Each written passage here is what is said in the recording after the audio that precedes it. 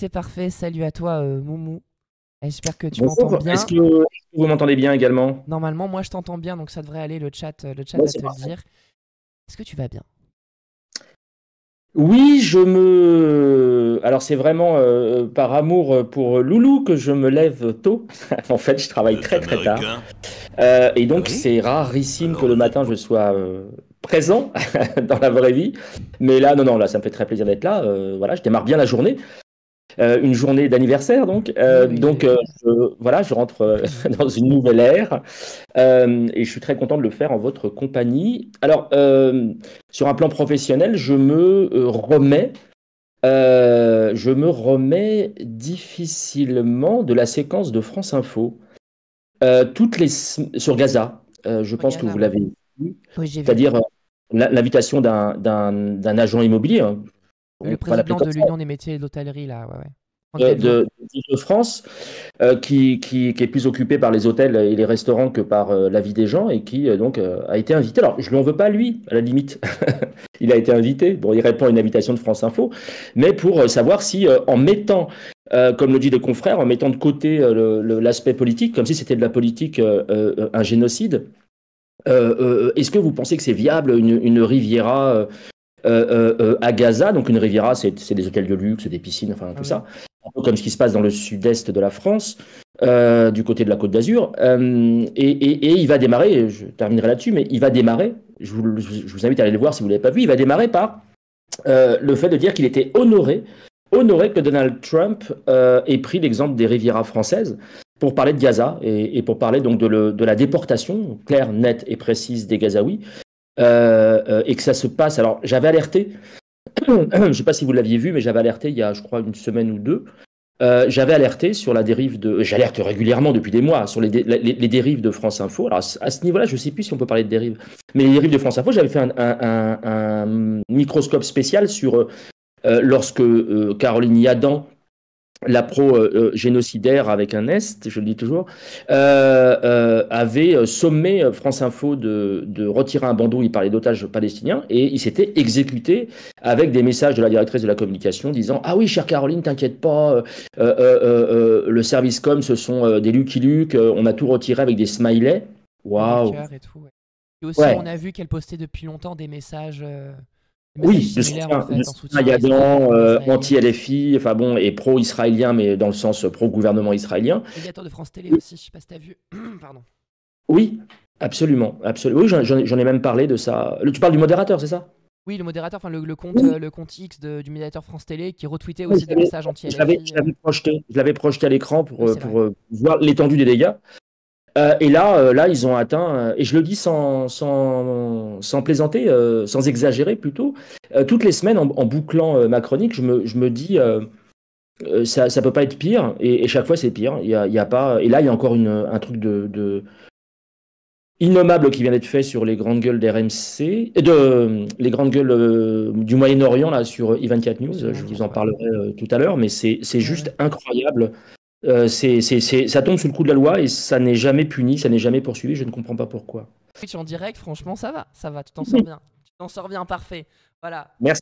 N'hésitez pas à renvoyer les messages de bon anniversaire sur le chat, comme ça Moumou les voit. Et voilà, c'est parfait. Tout peut démarrer.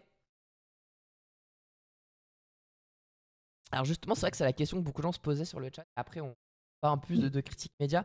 Beaucoup de gens, parce que nous ici, on a des propagandistes du café et tout le monde me demandait, il faut que tu lui poses la question, est-ce que Moumou il boit du thé ou du café? Un peu comme la référence de la vieille émission télé. Est-ce que tu es thé Euh, ou je café? bois, je bois du café, non, non, du café. Ah, Vraiment du café. c'est bien, ok, ça va. Le thé, le thé, ça. Le thé, pour moi, c'est comme, pour faire une analogie, c'est un peu comme le cidre, si vous voulez. C'est-à-dire que moi, je bois jamais de cidre Ok. parce que je pense que soit j'ai envie d'une bière, soit j'ai envie d'un verre de vin blanc. Mais le cidre, pour moi, c'est entre les deux, quoi. Je vois pas Je l'intérêt. comprends. Voilà, pour moi, le thé, c'est pareil, quoi. Je me dis, quitte à prendre de la théine, autant prendre de la caféine. Et donc, C'est vrai. je bois un café le matin et ça me suffit pour la journée, en fait. Je bois rarement, sauf quand je vais au restaurant, ce qui va être le cas à midi. Là, je prends volontiers un café, mais enfin, je suis pas accro, pas du tout. Ça marche. Alors moi je suis complètement accro au café, c'est pour ça que je te posais la question, mais c'est parfait. En tout cas, D'accord. si tu aimes le café, tu es bienvenu. C'est parfait. C'est très bien. C'est C'est bien. très bien. Juste ouais pour Tu parles d'où, commencer un Louise? peu. Pardon. Tu parles d'où? Tu parles d'où, pardon? Je parle d'où, c'est-à-dire. Tu es où? Tu habites où? J'habite dans le nord de la France. Pas trop où D'accord. j'habite en général précisément, mais j'habite dans le nord de la France. Non, non, non, non, il n'y a pas de souci. Non, non, c'est une contrée que Je suis, j'adore. alors, je suis né dans le sud-est de la France, mais j'habite dans le nord parce que j'ai fui le soleil. Effectivement, il n'y a pas de soleil du tout, mais voilà, c'est comme ça. Je voulais peut-être, pour commencer, pour entamer un peu la discussion, il y a un truc, enfin, il y a un sujet dont t'as pas parlé dans ta dernière chronique, mais parce que je pense que c'était trop tôt. T'as peut-être suivi ce qui s'est passé sur France 5 dans C'est à vous avec l'humoriste Merwan Ben Lazar. Je sais pas si t'as suivi. Ah bah bien sûr, bien sûr, Voilà, bien sûr. l'humoriste qui s'est fait virer en fait, virer de France 5 à la suite d'une campagne islamophobe, raciste, tout ça parce qu'il avait entre guillemets l'outrecuidance d'avoir une barbe et de porter un bonnet. Donc évidemment cyberharcèlement depuis des jours. Toi justement, si t'as un peu suivi cette affaire, je voulais savoir, peut-être te lancer un peu là-dessus, quoi, ce que t'en penses. Alors, alors non, il était pas. On enregistre le mardi après-midi aux Ouais. médias, donc à Montreuil. Il n'était pas, si mes souvenirs sont bons, il n'était pas viré encore. Il y a pas encore. Non, bah oui, forcément, puisque c'était les questions de gouvernement. Dati n'avait pas annoncé son retrait de l'émission. Moi, je cherchais en vain une réaction de France 5. J'ai très peu de, comment dirais-je, j'ai très peu de sympathie pour toutes ces émissions, hein. Je pense que vous l'aurez peut-être perçu si vous regardez de temps en temps la chronique. Tout ce qui est ce que j'appelle, vous savez, c'est à vous, c'est demain, c'est ce soir, c'était après-demain, voilà. Toutes ces émissions Questions complètement politiques, débiles de etc. Ouais. tutologues qui généralement génèrent j'aime pas cette expression, mais enfin on va la prendre, hein, c'est la plus simple, des bad buzz parce que il dit des horreurs, hein. Je rappelle que dans une de ces émissions là, il y avait l'avocat de Zemmour et de Netanyahou, Brado, je crois il s'appelle, ou Pardo, enfin, j'oublie son nom, on s'en fout. C'est un triste personnage. Il avait dit que vous n'aimez, à Lemire, il lui avait dit vous n'aimez les juifs qu'en pyjama à rayures. C'est un truc de fou. Et donc, je me méfie de ces émissions-là en général. Et là, ils n'ont pas eu le courage d'abord, de se prononcer pour défendre, par exemple, sur les réseaux sociaux, leurs recrues, leurs ex-recrues, pour le coup, puisqu'il n'y a plus de. Il y a plus de. Comment il sera plus là, il sera plus à l'antenne. Après l'antenne, ouais. Et évidemment que c'est tout à fait. Alors je me suis exprimé très largement sur les réseaux sociaux puisque j'ai interpellé Nathalie Loiseau en montrant le mensonge très flagrant puisque elle avait posté un truc au nom des femmes, Nathalie Loiseau, Ouais, ex-Gudarde, ouais, ouais, ouais. ex-extrême droite. Je sais pas si on l'est vraiment. C'est un peu comme la bicyclette, j'ai l'impression extrême droite. On n'oublie jamais vraiment. On perd jamais vraiment cette boussole. Elle dit au nom des femmes, machin, nanana, et elle dit pourquoi. Et donc pourquoi, ça veut dire pourquoi vous nous imposez, effectivement, comme tu le dis, un barbu avec une calotte, enfin un bonnet, sur un plateau de télé du service public en l'occurrence. Sauf qu'elle va mettre un extrait, alors ça se retrouve assez facilement, elle va mettre un extrait d'un échange avec a priori une jeune femme, où il va dire si le livreur ne t'a pas trouvé, c'est que tu devais être en boîte, dans un club, machin, alors que la place de la femme est à la maison. Et elle répond par je sais plus quoi, attention, tout ce que veut cet homme, c'est ma perte, en plaisantant évidemment. Et lui en plaisantant. Sauf que si vous prenez uniquement ce qu'a fait Nathalie Loiseau, euh, euh, donc le mensonge de Nathalie Loiseau et de beaucoup d'autres, ça a été de prendre uniquement la réponse. C'est-à-dire qu'évidemment, si vous dites la place des femmes est à la maison, bah oui, c'est indéfendable. Mais c'est pas mis dans son contexte, comme dirait Nadine Morano. C'est sorti de son contexte.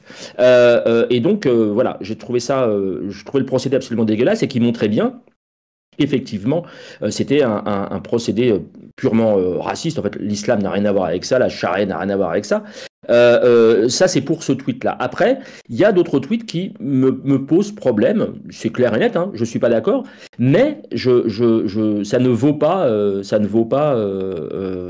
ce qu'il a subi.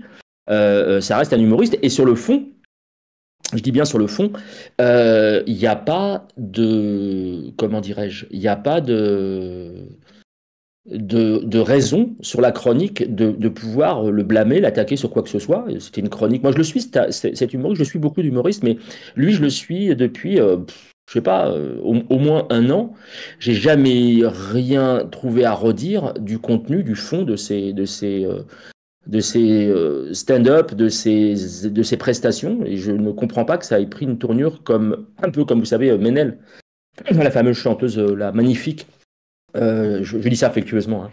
La magnifique chanteuse voilée qui était passée, je crois, c'était sur la Star Academy ou quelque chose comme ça, et qui avait dû jeter l'éponge après que des salopards aient ressorti des tweets de Yamine sur Israël-Palestine, comme si on ne pouvait pas s'indigner de ce qui se passe au Moyen-Orient et parfois être un peu excédé, et avoir des propos qui peuvent dépasser sa pensée, ou alors de ne pas réaliser, vu l'âge qu'elle avait à l'époque, de ne pas réaliser ce qu'elle écrivait, mais voilà, on peut demander des explications. Je suis même favorable à ça, hein, c'est un peu mon métier. On peut demander des explications, on peut demander des comptes, même parfois, mais on ne peut pas blâmer quelqu'un comme ça sans qu'il puisse s'expliquer. Et je préciserai par ailleurs que Zemmour apparaît toujours à la télévision malgré ses différentes condamnations. Je l'ai encore vu très récemment Ah oui, répondre Zemmour, des horreurs. Morandini, etc. Enfin, Oui, Morandini, pardon, j'avais oublié Morandini, bien sûr. Oui, alors c'est ça que j'avais écrit sur Twitter. J'avais dit qu'il était con, puisqu'il aurait été pédophile, condamné ou raciste patenté, il serait toujours à l'antenne. Ouais. c'est ça, surtout qu'en plus la chronique était et sauf quoi, c'était effectivement une chronique très France 5 compatible. Je pense que c'est aussi pour ça qu'il a été invité, quoi. Et ça, Ah oui, oui, ça, oui, ça, oui, ça bien a sûr. complètement dégénéré, mais c'est vrai que quand tu regardes ça, il y a, quand tu parlais par exemple de France Info, moi, nous aussi c'est pareil ici, on parle beaucoup du traitement, alors du traitement de la Palestine en général dans les médias, mais c'est vrai que France Info, il y a un truc quoi particulier parce qu'ils se sont vraiment illustrés, alors déjà cette dernière semaine, mais même depuis un moment, dans l'horreur quoi vis-à-vis de la Palestine. Moi j'ai souvent tendance à dire que j'ai quand même l'impression générale que France Info roule pour l'extrême droite. Bon, c'est un peu surtout l'impression que j'ai quand tu regardes des émissions comme Les Informés ou des trucs comme ça et qui sont, enfin, bon, ils me sont profondément, je comprends pas l'intérêt journalistique de telles émissions quoi. Et Mm. toi c'est vrai que tu suis aussi beaucoup, le traitement médiatique de ce qui se passe, des massacres en Palestine, enfin, du génocide en Palestine. Euh, Depuis que tu suis ça, comment tu as l'impression que ça évolue depuis octobre Alors, 2023 je ne sais pas si on peut parler d'évolution. Ouais, Alors, je réponds juste, je vais te répondre, Louise, je réponds juste à ce qui est écrit à droite à propos de Pardo. Oui, c'est exactement, alors je ne sais pas si tu étais là au départ, mais c'est exactement ce dont je parlais au début. C'est-à-dire qu'il y a une scène qui est absolument hallucinante. Je ne sais pas si on peut la voir à l'écran ou pas. la scène, quelle scène? Tu peux l'insérer dans la Je, discussion ou c'est compliqué? je peux. En fait, tu l'as pas vu au début, mais en fait, j'ai mis quelques Derrière. articles de côté. Non mais t'inquiète, j'ai mis Oui. quelques articles de côté et en gros j'ai une scène où quand on parle de certains sujets, j'essaie de montrer des articles, mais là j'ai pas mis de côté. N'hésite pas à m'indiquer de quoi tu parles et on va regarder. Je vais te l'envoyer tout de suite. Alors Vas-y. attends, hop, je te l'envoie en DM. Donc la scène dont parlent nos amis, c'est exactement celle-ci, c'est-à-dire que c'est une scène complètement hallucinante de négationnisme, hein. Je pèse mes mots. Alors, attends, je t'envoie la vidéo.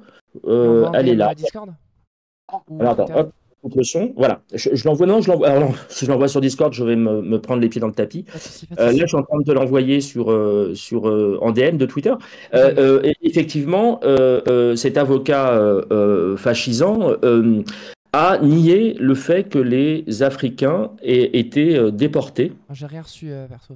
Non, non, J'ai rien c'est reçu. en train de partir. Ok, ok. Aient été déportés et il conserve, au sens premier du terme, il conserve le mot déportation aux seules déportations durant la Seconde Guerre mondiale et durant l'entre-deux-guerres, en gros des années 30 aux années 45, aux seuls juifs, ce qui est complètement débile de oser dire que les Africains n'ont pas été déportés. Moi, je dis respect, hein. Et là, comme je le dis souvent, il se tire une balle dans le pied puisque ça va de nouveau alimenter en fait l'espèce pas- l'antisémitisme militant qui lui se nourrit de ce genre de choses puisqu'ils vont dire ah, regardez les sionistes, les juifs, je sais pas, ils disent comme ils veulent, ils disent qu'ils font un espèce de concours comme ça, mémoriel, en disant que c'est eux les vraies victimes et que les autres ne le sont pas. Voilà, alors, c'est en train de partir, voilà, envoi en cours, donc tu devras le recevoir incessamment sous peu. Pour l'instant, Je vais, je regarde. pendant ce temps, répondre à ta question. Donc moi, moi je suis de la presse écrite. Je le précise toujours parce que il y a un effet cathodique comme on disait dans mes jeunes années, qui fait que, évidemment, je suis reconnu comme étant, comme passant à la télé, bon, ou sur les médias, mais je suis de la presse écrite depuis 30 piges. Je bosse notamment pour le Canard enchaîné, pour l'UMA, j'étais correspondant pour l'agence Reuters et pour Libération pendant une quinzaine d'années. Et donc, j'étais recruté en octobre 2023 par le média pour une carte blanche, voilà, c'est-à-dire que je faisais ce que je voulais. Ça durait un quart d'heure, et puis c'était inséré dans l'émission Toujours Debout, et puis je me suis demandé qu'est-ce que j'allais faire. Et comme entre guillemets, j'aime pas ce mot-là, mais ma spécialité, c'est la critique média. Donc, c'est ce que j'ai proposé, parce que je me suis dit, si je fais de la politique, ce qui est aussi mon domaine, mais enfin, je veux dire, je vais pas je vais pas refaire une énième émission politique, alors qu'il en existe déjà un certain nombre. Et donc, je trouvais pertinent de faire de la critique média. Et effectivement, je crois que entre guillemets, le succès rencontré est pas dû à moi. Il est dû à un besoin, je pense, de comprendre ce qui se passe dans les médias, de comprendre la dérive des médias. Et puis surtout, je réalise à travers vos très très très très très nombreux commentaires à chaque fois, je réalise avec surprise, hein. Alors plus maintenant, mais au départ avec surprise, le nombre de gens qui ne regardent plus la télévision. Voilà. Et donc, ils regardent cette émission pour... Donc oui, la chronique de 15 minutes s'est transformée en émission, l'œil de Moumou, et en fait, je réalise que les gens viennent voir cette émission pour en même temps se rassurer, confirmer le fait qu'ils ont raison de plus regarder la télévision, en gros. Alors c'est déprimant, dit comme ça. C'est pour ça que j'essaie de prendre un peu de légèreté. J'essaie d'avoir un ton un peu léger parce que c'est tellement moche tout ce que je vous montre et je trie, hein. Je trie, c'est-à-dire que les horreurs que je vois, si vous voulez, il y en a plein que j'évite, notamment Gaza.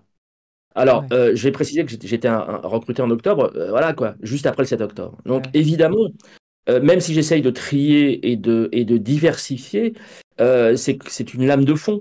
Gaza, c'est une lame de fond. D'abord, c'est une fracture de la société française. Fracture. Alors à droite, on s'en fout complètement parce que la droite, c'est la droite. Bon, ils sont pro-israéliens à mort, ils sont pro-Netanyahou à mort. Ça, il n'y a pas de surprise.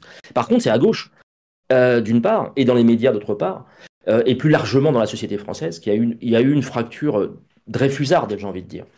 Et là, Dieu sait que je déteste cette expression, même que je m'en moque. Je raille mes confrères et mes consoeurs qui l'utilisent, mais il y aura effectivement un avant et un après 7 octobre 2023. Et je le pense sincèrement. Et donc, ça, c'est très, très difficile à gérer. Parce qu'il ne faut pas qu'il y ait que ça dans une émission de critique média avec une quinzaine de magnétos à chaque fois, enfin de vidéos à chaque fois. Mais c'est une dérive totale et absolue. Mais parce que les médias sont pas à l'écart de la société française. Et je pense que, pour rebondir sur ce que tu disais, Louise, et je termine là-dessus parce que je suis un peu long. Ok, Euh, prends ton temps. non, mais non, parce que je crois que vous appelez ça des tunnels ou je sais pas quoi là, qu'il Oui, faut c'est ça. éviter. Ouais. On Euh, habitué sur Twitch, t'inquiète pas. Gilles Bornstein, c'est un exemple parfait. Enfin, parfait, c'est ironique. Mais Gilles Bornstein sur France Info, c'est un exemple parfait. Et il le dit lui-même. J'avais balancé un espèce de off une fois, parce que c'est pas à moi qu'il avait fait le off, c'est à plusieurs autres journalistes. Ouais. Euh, Bornstein dit: Je suis obligé il dit, je suis obligé de jouer les juifs de service. Parce que il s'estime missionné face aux méchants antisémites que sont LFI et d'autres, surtout LFI, hein, Rima Hassan et compagnie. Il se sent obligé de prendre la défense de Netanyahou alors que potentiellement il n'est pas d'accord avec Netanyahou. Mais il y a une espèce d'une telle fracturation que de part et d'autre, il y a un problème d'honnêteté. Enfin, surtout d'une part. Ouais. Et il y a aussi un peu. Il y a aussi... En fait, moi j'ai un peu l'impression aussi qu'il y a. En fait, il y a un côté très naturel à ça, quoi. Il y a vraiment un côté. En fait, c'est naturel de défendre Netanyahou, par exemple. Enfin, il n'y a pas de. Ça passe pas par l'esprit que ça pourrait être autrement, quoi. Et que si tu essaies d'établir une critique, tout de suite, tu rentres dans le camp des contres, enfin, tu rentres dans un camp en particulier, même si tu essaies de simplement essayer d'exposer une critique en disant, bah voilà, là, ce que vous dites, c'est quand même inacceptable. Qu'on soit d'accord ou pas, enfin, il y a comme des choses qui disent qui dépassent le stade de simplement un débat politique et idéologique, quoi. Il y a des trucs qui sont juste qui versent dans l'inhumain. Et ce qui s'est passé avec le mec de l'Union des métiers de l'hôtellerie et tout machin, enfin, quand on a vu ça, nous, on était effarés, quoi. Je pense comme beaucoup de gens, quoi. Et Mm. moi, je fais partie d'un collectif qui s'appelle Reporters Solidaires. Et en fait, à chaque fois qu'il se passe des dingueries comme ça, on publie des communiqués pour rappeler la profession un peu à réagir. On en a publié un hier soir. Et en fait, à chaque fois, en fait, je ne sais pas combien on a publié de communiqués, mais ça se compte sur je sais pas combien de mains, quoi. Vraiment, il y a un truc. Ça donne une réaction aussi qui est quasi quotidienne, quoi. Mm. Et je sais plus exactement sur quelle question on avait lancé tout à l'heure. Mais Ça, c'était sur l'évolution des médias sur la question de Gaza, mais c'était ça. ouais, ouais. Et oui, Oui, non, pour moi, c'est une ouais. fracture. Et donc, il y a une réelle dérive, ce que j'essaye de montrer toutes les semaines. Et puis, la dérive, elle est amplifiée par ce que j'appelle. Alors, n'hésite pas à m'interpeller parce que j'ai vraiment. Je suis désolé, j'ai du mal à lire les messages en même temps que je Pas de te souci, mais parle. je les lis Donc, en même temps. Je les lis en même temps les messages, n'hésite pas les gens réagissent beaucoup. Après, ils posent aussi quelques questions et je les note de côté. Et je peux les Ok, poser un moment avec quand le plaisir. sujet sera un peu Avec plus. plaisir et toutes mes excuses à vous. Juste aussi, j'ai reçu ta Le... vidéo, on la regardera après. C'est amplifié par la fenêtre d'Overton médiatique, ce que Ouais. j'appelle la fenêtre d'Overton médiatique. Je ne sais pas si ça te parle, Louise. Si, bon, ça me parle et je pense que ça parle un peu à tout le monde. Enfin, Ouais, j'utilise le souvent ce déplacement, concept-là. que ce qu'on voyait, en deux mots, ce qu'on voyait, qu'on n'était même pas surpris de voir sur CNews ou sur i24 News, maintenant on le retrouve sur France Info, quoi. Il y a un déplacement du spectre, et c'est ça qui est très, très, très, très inquiétant. Tout à fait. Et ouais, justement, tout à l'heure, je dis Fleur de Hack qui dit on connaît, on en parle souvent parce qu'on a des gros cerveaux. Ouais, c'est un peu un live de gros cerveaux des fois ici. Mais oui, tout ce que Tata, on parlait de la télévision. Alors, c'est vrai que les chiffres disent un peu plus, enfin, les études disent un peu plus que les gens regardent moins la télé, mais aussi parce qu'ils la regardent pas mal sur Internet.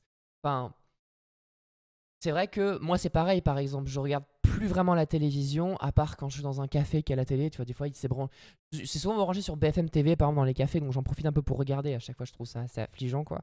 Donc, à chaque fois, ça me rappelle pourquoi je regarde plus. Mais justement, toi, en tant que critique média, le fait que les gens aient tendance à de moins en moins regarder la télé, alors c'est relatif, hein, parce qu'il y a quand même des émissions qui ont des larges parts d'audience, mais il y a quand même une tendance à moins regarder la télé. Il y a une tendance à de plus en plus s'informer sur Internet, et notamment via des médias alternatifs, entre guillemets, comme le média, enfin, des médias indépendants. Ah, il n'y a plus l'image. Non, non, c'est que je Il n'y avait plus vapotais. l'image, je crois Je que va... tu avais déconnecté.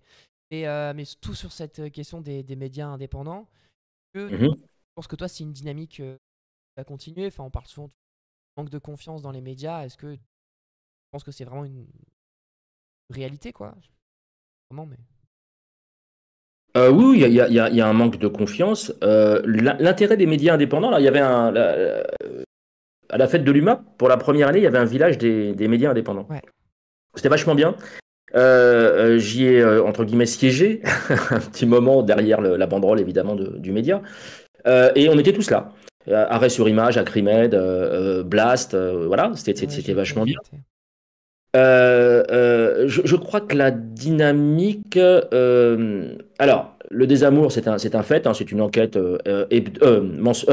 annuelle, je vais y arriver, de La Croix, qui est vraiment le baromètre. Hein, je vous invite à aller voir le journal, l'excellent journal La Croix, qui fait un baromètre tous les ans du rapport des Français avec leurs médias. Et chaque fois se creuse, le fossé entre les citoyens et leurs médias. Il y a un peu plus de confiance dans les médias de presse écrite et de radio. Alors la radio, ça va peut-être ça va peut-être bouger un peu avec ce qui se passe à France Info, mais la presse écrite, ça c'est un indicateur qui me semble intéressant parce que comme pour les médias indépendants, d'abord la presse écrite paraît le lendemain des informations en temps réel. Donc il y a le recul qui est quand même important.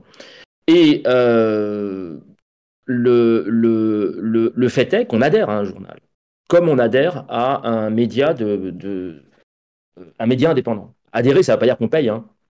C'est qu'il y a une démarche volontariste. C'est pas comme, Ouais. c'est un très bon exemple ce que tu as pris tout à l'heure du bistrot. Le bistrot, on subit.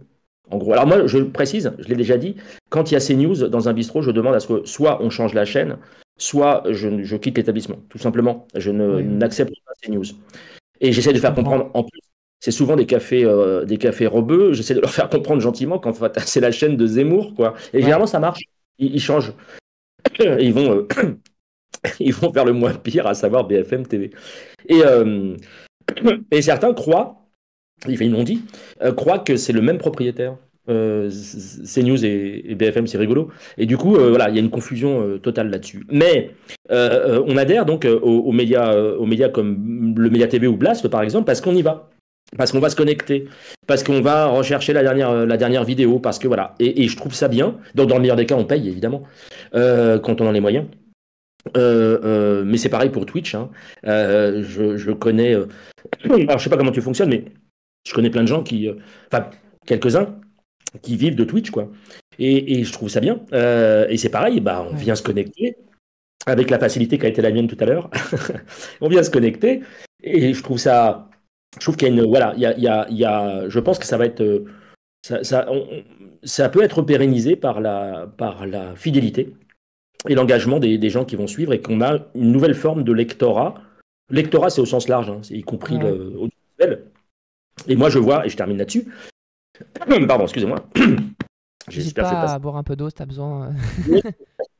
J'espère que je vais passer ma 56e année. Bah, on espère pour toi, ouais, quand même. Reste avec nous, euh, reste avec nous. j'ai des grands enfants qui ont 22 et 19. Ils ne regardent absolument jamais la télévision. Et toute leur génération ne regarde absolument jamais. Il y a une télé depuis très peu de temps chez nous. Ils ne l'allument jamais, mais jamais de chez jamais. Et ils n'écoutent jamais la radio, mais jamais de chez jamais. Ce n'est que du podcast, ce n'est que du streaming. Mais c'est très troublant pour ma génération. Alors je Ah ouais. crois qu'il y a des gens qui ont ma génération, qui sont de ma génération Oui, je pense, ouais. dans les commentaires. De notre génération, c'est juste impensable de ne pas regarder la télévision, par exemple en rentrant de l'école. Je n'aurais jamais imaginé rentrer de l'école et de pas me brancher sur la télévision. Donc voilà, c'est une nouvelle génération. C'est des nouveaux modes de consommation qui me sont assez étrangers, j'avoue. Bah, c'est vrai que, alors moi, je fais pas partie de ta génération, je pense que tu le sais, mais c'est vrai que moi, petite, je regardais quand même la télé quand je rentrais. Ma mère regardait la télé aussi. Ma mère qui fait plus partie de ta génération pour le coup. Et mais il y a vraiment, en fait, il y a vraiment un truc qui a changé effectivement. Même, par exemple, tu parlais de la radio. Moi, c'est pareil dans la mesure où moi, j'ai toujours été très radio. Enfin, j'ai vraiment écouté la radio au quotidien, je pense, de mes 8 à 16 ans, un truc comme ça. Et j'ai commencé, avant de faire du Twitch, des web TV, des trucs comme ça, je faisais de la radio. Beaucoup de web radio, mais je fais de la radio associative aussi. Moi, j'ai commencé avec la radio, j'adorais la radio. C'est vraiment un médium qui me passionnait et qui me passionne encore. Mais ouais, c'est pareil, j'écoute plus quoi. Je pense que le seul truc radio que j'écoute, c'est j'écoute les podcasts du journal de 7 heures de France Culture parce que c'est le matin quand je me lève, je fais ça quoi. Je me lève le Mhm. matin, j'écoute le podcast du journal France Culture et après, du coup, je vois c'est quoi les infos de la journée, je lis la presse, etc. Mais c'est vrai que la radio, j'écoute plus du tout. Et en fait, de mon point de vue, c'est vraiment mon point de vue personnel. De mon point de vue, c'est que j'ai vraiment l'impression qu'il y a une baisse de qualité des programmes en général. Alors, il y a encore des trucs qui sont vraiment intéressants, mais il y a quand même une sorte de baisse de qualité des programmes, ouais, parce que, enfin, je parle des programmes parlés, par exemple, où on a quand même, enfin, on a quand même passé une période où il y a plein d'émissions très intéressantes, par exemple sur le service public qui ont sauté, alors, toute la période là-bas si j'y suis, etc. Plein d'émissions Mm. qui étaient beaucoup plus sur le terrain, qui étaient très créatives, des émissions de création de nuit sur France Culture, par exemple, j'y pense, ou quoi, qui ont été vraiment très créatives, qui ont sauté. Et pareil au niveau des radios associatives, quoi, avec les baisses de moyens, la création radiophonique, j'ai l'impression quand même qu'elle est de plus en plus difficile à faire, et ça vaut aussi bien pour la radio que pour la télé, quoi. Je sais pas si toi, tu as l'impression justement que cette baisse de qualité-là, il y a quelque chose aussi que peut-être donc on retrouve sur Internet aussi. C'est peut-être pour ça que les gens vont un peu plus sur Internet que dans les Bah, médias dits traditionnels. moi, j'écoute, d'ailleurs, je l'ai là, je l'ai mis très très bas, j'espère qu'on l'entend pas. Non, t'inquiète. J'écoute France Musique du matin au soir, hein. Ça s'est amplifié beaucoup, beaucoup avec le Covid, le confinement. Mais maintenant, avec mon épouse, on écoute ouais, du matin au soir, quasiment. On écoute France Musique, qui est d'une qualité exceptionnelle. Alors, faut aimer la musique classique, évidemment, mais qui est d'une qualité totalement exceptionnelle pour moi. Parce que j'ai quitté France Inter, à quelques exceptions près, en l'occurrence le jeu des 1000 € et puis le journal de le 13-14 que je trouve pas mal, en quelques exceptions près. Alors l'une des exceptions, c'était cette semaine, c'était lundi. J'ai trouvé ça assez extraordinaire. Ils suivent quelqu'un pendant une semaine, je trouve ça bien. C'est une espèce de droit de suite, vous voyez. Enfin, ils suivent une personne avec un profil particulier et on va avoir droit tous les jours pendant 5 minutes à une partie de sa vie, de son combat, de sa Ouais. profession. Et là, ils accompagnent une déléguée interministérielle, je crois, à l'égalité des chances ou quelque chose comme ça. Et c'est une ancienne cadre de la CGT. Et elle dit qu'elle a quitté la CGT à cause de problèmes de harcèlement sexuel ou de VSS, je ne sais plus exactement, il faut que je retrouve ça, c'était lundi, à 13h50, si vous voulez aller écouter ça. Euh, Elle dit elle a quitté la CGT pour ça, dont acte, je ne sais pas si c'est vrai, si c'est pas vrai, c'est pas moi de décider, hein, je ne suis pas juge, mais enfin, elle dit ça. On va la croire, il n'y a pas de raison. Et dans la même phrase, elle dit, j'ai été contactée par Gérald Darmanin, qui m'a fait confiance et que je remercie vivement. Et je me dis, mais comment peut-on sortir ça sans être un minima recadré, quoi, je veux dire. Ouais. Il y a quand même une petite ambiguïté dans son propos. Mais vraiment, je vous dis, c'est une phrase qui dure 30 secondes. Donc dans la même phrase, elle arrive à féliciter Darmanin qui avait reconnu les faits, hein, je le rappelle, et à fustiger la CGT. Donc je me dis qu'il y a quand même, il y a ça, et puis il y a surtout le matin, quoi. Le matin, le cirque Léa Salamé, Nicolas Demorand, ils avaient fait un espèce de teaser de pitch, je sais pas comment, enfin une pub, une autopromotion, où elle parlait, Léa Salamé, elle disait retrouver nos interviews punchy. C'est quoi une interview punchy? Je veux dire, comment on peut dire ça quand on est journaliste? C'est pas sérieux du tout. C'est un cirque. D'ailleurs, le cirque, on le retrouve, il est décliné dans quelle époque, hein? Cette espèce de bouillabaisse, de cirage de pompe et d'applaudissements à l'américaine qui me défrise littéralement. Et je vous invite, par rapport à Léa Salamé, c'est pas un avis personnel, hein, ce sont des choses documentées. Je vous invite à aller voir, parce que mon avis, on s'en fout, c'est ce que je dis souvent, enfin, l'avis de Moumou, enfin, pas parler de moi à la troisième personne, mais mon avis, on s'en fout. Littéralement, si c'est pas prouvé, s'il n'y a pas un minimum de choses Ouais. à vous mettre sous les yeux, allez voir. Déontologue. Oui, absolument. Si vous tapez Zemmour, alors le bon, Michael Zemmour, Léa Salamé, vous allez retomber sur une vidéo de 2023, je crois, puisque j'étais à Lille à ce moment-là. C'est au moment de l'affaire des retraites.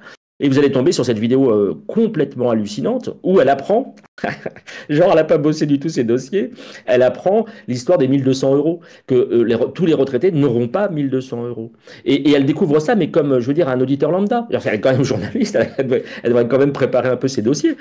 Non, non, elle le découvre stupéfaite que quelqu'un fasse son boulot à sa place, à savoir Michael Zemmour, l'économiste classé à gauche, et qui a révélé à la France entière cette histoire des 1200 euros. Donc je trouve qu'elle est non seulement bébête, mais en plus elle a une incompétence notoire. Et puis la dernière chose, c'est évidemment l'interview de Carlos Ghosn, où elle dit que tous les enfants de France ont halluciné sur son départ du Japon. Mais bien sûr que non, personne, aucun gamin autour de moi ne sait qui est Carlos Ghosn. Alors, si ce n'est un compatriote de Léa Salamé, hein, qui est libanais comme elle. Est-ce que vous avez Donc, voyagé dans la malle? C'était la question qu'elle avait posée. ouais, Ouais. ouais. Et que tous les enfants, waouh, vous êtes un héros Oui, pour tous les enfants de France, mais n'importe quoi, pauvre de moi, quoi, pour être poli, pauvre de moi. mhm, Je ne comprends pas qu'elle soit maintenue à l'antenne et qu'elle ait autant d'émissions que ça. Plus on est mauvais, plus on a d'émissions, c'est une espèce d'équation assez bizarre. c'est ça. Et il y avait un extrait d'une interview qui date de je sais plus quand aussi, qui avait été ressorti l'an dernier de Léa Salamé, qui a interviewé justement sur son travail et qui dit, je vais pas la paraphraser parce que je me souviens un peu exactement de cette phrase, mais en gros, elle dit que elle, finalement, l'interview, ce qui l'intéresse, c'est de créer un moment, quoi. Donc il y a ce truc très de la. Je sais pas si tu te rappelles, je sais pas si tu as vu cette interview, enfin cet extrait qui a pas mal circulé, où elle dit, moi, ce que je cherche, c'est le moment. C'est qu'on ait donc un truc qui est très Alors, spectaculaire, en fait, plus que journalistique, quoi. je mets un bémol. Je l'ai pas sorti, ça, parce que ça a été. Rebelote, je veux le redire, mais ça a été sorti de son contexte. Ok, Elle a dit ça, mais c'est. D'abord, elle n'aurait pas dû employer le présent. C'est une erreur, parce que si tu fais ça, tu sais très bien. Et je crois que c'est Daniel Schneiderman, quand plaisantait, là, quand je l'avais interviewé il y a quelques semaines, il avait dit quelqu'un va couper cette partie-là et le balancer sur le web ah oui, au moment où on parle du vieux campeur. Parce qu'on parlait, Daniel, en fait, Daniel parlait qu'il avait halluciné sur par rapport à l'antisémitisme, qu'il avait halluciné sur le fait que on est reproché à Mélenchon de dire que Yael Braun-Pivet est allé camper en Israël en ramenant le fait de camper au camp de concentration. Ce qui est complètement, je rejoins Daniel Schneiderman, c'est complètement hallucinant. Et donc je parle du camp d'en face et je dis ah merde, j'ai dit camp. Et puis pour plaisanter, je dis donc si on suit leur logique, donc la logique du camp d'en face, le vieux campeur c'est un spot de l'antisémitisme à Paris. Et Daniel dit ah, attention Morad, parce qu'il y en a qui vont couper c'est juste cette partie-là et qui vont la balancer sur les réseaux sociaux. Et c'est ce qui s'est passé avec Léa Salamé, c'est-à-dire elle parlait de ses débuts. Vous voyez? C'est-à-dire qu'elle racontait qu'au début, et là, elle parle au présent, qui est une erreur. Elle ok, dit, pour moi, l'important, c'est d'avoir, en tant que jeune journaliste, l'important, c'est d'avoir un événement, un machin, un bidule. En fait, elle parlait de ses débuts, d'accord, pour ok. dire que maintenant, elle fait plus ça. Sauf que, bah, si. Oui, Mais non, honnêtement, je ne l'ai pas balancé parce que justement, quand je vois un extrait quelque part, sur un réseau social ou ailleurs, je vais toujours voir l'original. ouais, mais Justement, t'as raison. pour pas faire cette erreur-là. Et c'est normal que si tu n'as vu que ça, effectivement, je comprends que tu puisses penser ça, mais c'est pas le cas. Et je fais vraiment, vraiment, vraiment gaffe. Et je suis assez satisfait d'une chose, c'est que le préambule. Alors il y aura aussi un préambule la semaine prochaine parce que j'ai confondu un prénom. Mais ça, j'arrive pas. Hein. Ça, je vous demande vraiment d'être indulgent, votre indulgence totale sur les prénoms, je n'y arrive pas. Entre Christine, Sylvie, Catherine, impossible, Mehdi, Mohamed, enfin, je n'arrive pas. Il y a des Moi non prénoms plus, comme ça. j'arrive pas. Là, c'est Georges et Grégoire. Voilà, j'ai confondu Georges et Grégoire. Mais n'empêche que le préambule, donc c'est le fameux gars là, vous savez, Kaufmann qui avait comparé Jean-Marie Le Pen à Mélenchon. Donc c'est Grégoire et non pas Georges comme je l'ai appelé. Mais il y a de moins en moins de corrections dans les préambules. Les dernières corrections, elles sont assez lointaines. Enfin, il y en a eu une cette semaine, mais elles sont assez lointaines et donc je suis plutôt satisfait parce que je me dis, voilà, j'essaye de faire preuve de rigueur dans le max du max. Et donc ça demande ça demande du temps, beaucoup de temps. Mais voilà, je suis un peu payé pour ça, quoi. Ça fait partie du Ouais, taf. ça se comprend. Mais déjà, oui, merci effectivement pour le contexte de cette vidéo. Moi, j'étais pas J'essaie toujours de faire attention. Là, pour le coup, c'est vrai que j'ai pas forcément cherché l'interview complète. Merci en tout cas de me corriger là-dessus. Pour revenir un petit peu justement quand on parlait de la qualité des émissions, il y a Don la Papate sur le chat qui posait une question quant à l'investigation et qui disait qu'il restait aujourd'hui quelques émissions comme Cache Investigation, par exemple, qui continuent à faire de l'investigation. Il y a quelques programmes sur Radio France d'investigation, la fameuse cellule d'investigation de Radio France qui fait du travail super intéressant. Mais justement, est-ce que toi, peut-être, tu as l'impression que enfin, quels moyens on donne aujourd'hui encore à cette investigation-là dans les médias? Est-ce qu'on en fait, enfin, est-ce que ça doit être une priorité? Est-ce qu'on en fait une priorité? Est-ce qu'on en fait plus une priorité, tu vois? Sur ces sujets de fond, quoi. Le fait de justement l'investigation qui permet de prendre un peu plus de temps sur des sujets contre l'actualité chaude, quoi. L'info Alors, continue, quoi. moi, je fais partie. Tu as employé le mot excessivement juste, qui est les moyens. Tout est une question de moyens. Alors, et de volonté, évidemment, mais de moyens. Je fais partie des gens qui n'auraient. Alors, je vais recevoir son fondateur très, très bientôt, mais j'ai fait partie des gens qui n'auraient pas mis 1 euro, n'auraient pas misé 1 euro sur Mediapart. Pas 1 euro. Je me suis dit, non pas ça va se casser la gueule, c'est pas la question, mais je me suis dit ça va être une niche qui va en fait peut-être parler à des gens déjà convaincus, pour parler simplement. Je m'attendais pas à ce succès, et j'en suis très très très heureux. Mais je m'attendais pas à ce succès. Euh, alors en plus, d'autant plus que j'ai plein de copains, en l'occurrence, c'est des copains. Je crois pas que je connaisse de consoeurs là-bas, mais j'ai plein de copains qui y bossent et que je félicite. Donc